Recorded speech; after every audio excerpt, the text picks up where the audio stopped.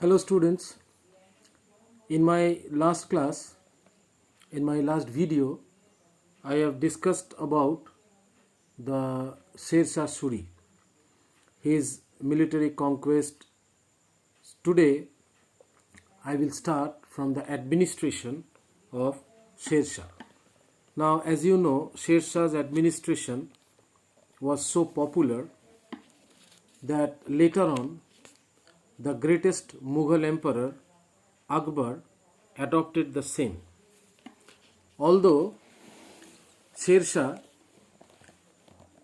rule lasted only for 5 years, but he organized a brilliant administrative system which served as inspiration to not only the Mughal administration but to the British too.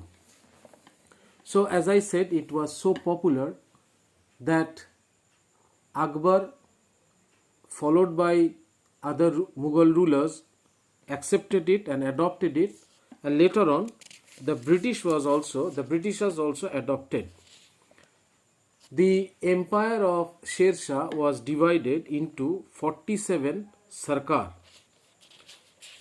The chief Sikdar was known as the maintenance of law and order, and chief Munsif was the judge.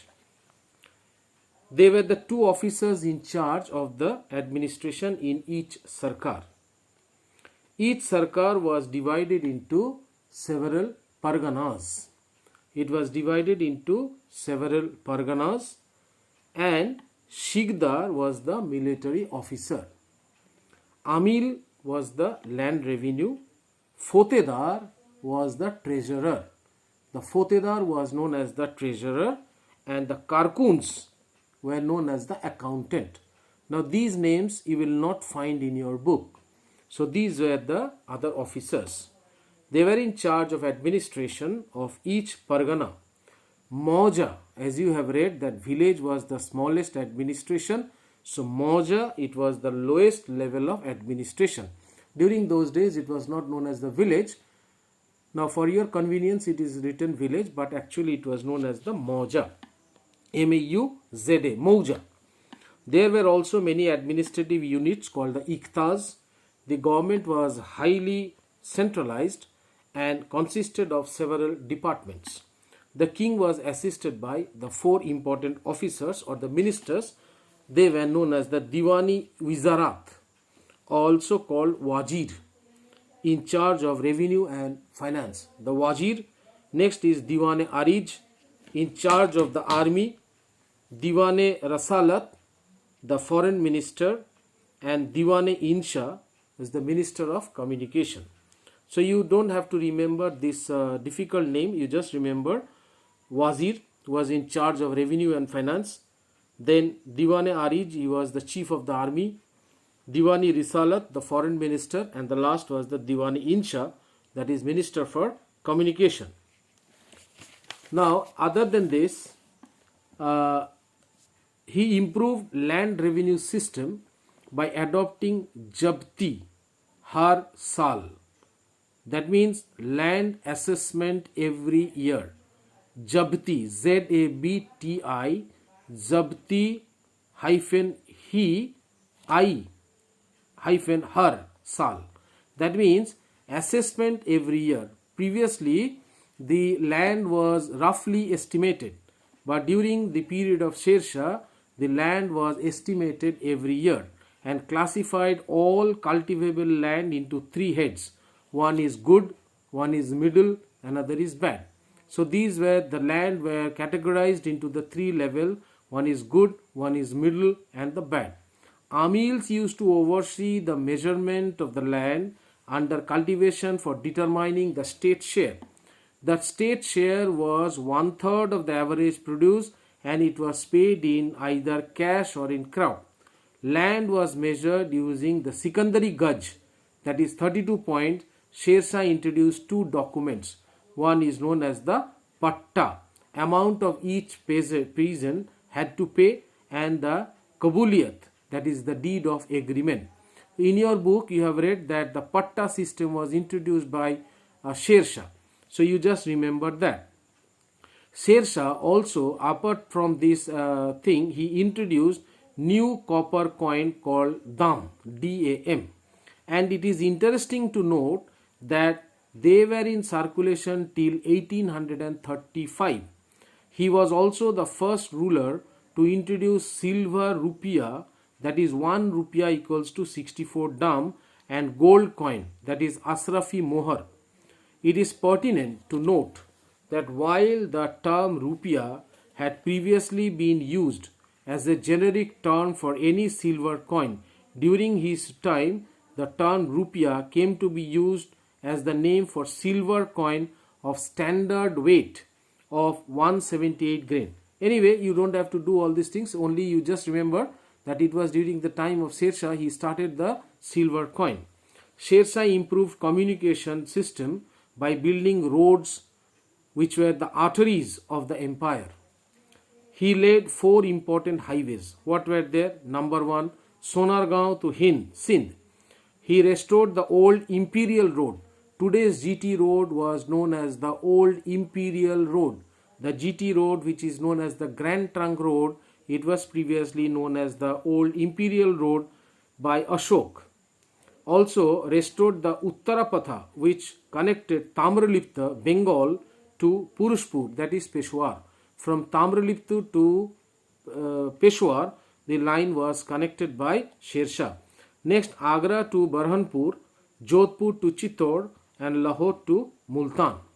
Apart from that, he built sarais at the distance of every 2 kos, that is 8 kilometers.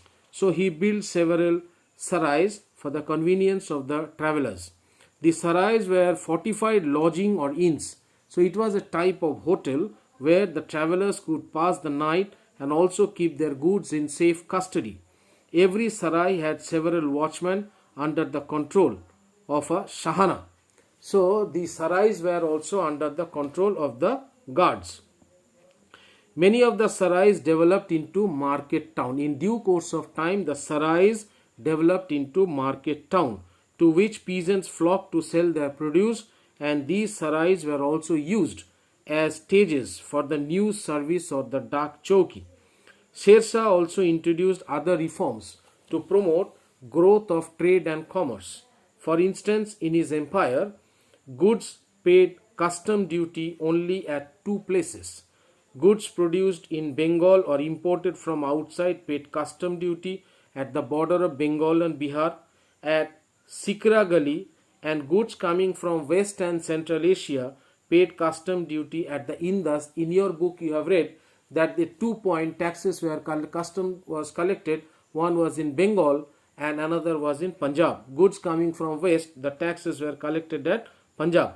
It is noteworthy to add that no one was allowed to levy custom as at road, ferries or towns. Like today you see often the policemen catch the trucks and other vehicles and they collect taxes, but those things were not allowed during the time. Next we have the military administration was also efficiently reorganized. Sher Shah revived Alauddin's Chehra and Dag system. What was this Chehra? That every soldier's biodata was kept with Sher Shah and he personally appointed them after taking proper interview, and the horses, they were properly branded so that during the time of battle these horses cannot be substituted.